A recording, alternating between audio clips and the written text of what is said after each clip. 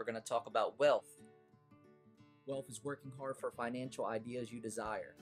Every day focus on ideas, also known as assets, that put money in your pocket. Remember, assets that put money in your pocket. Assets will start as services and then will grow to new ideas that will eventually make money while you sleep. Never depend on a single income. That's my definition of wealth. I did put a lot in there, but the concept is you have to work hard for what you want in life. There's a lot of successful people that went door to door for a year, 2 years, every day to sell a product, service, and so on to raise money to put into their asset column, which eventually made assets that make money while they sleep. Increase your asset column.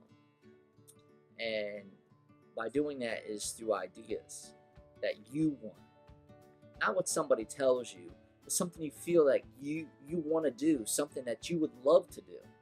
But it's always good to stay consistent, have that routine, build that strategy, and take action. The most important thing with wealth is to take action, because money's not going to come for those that wait, those that sit there and do nothing.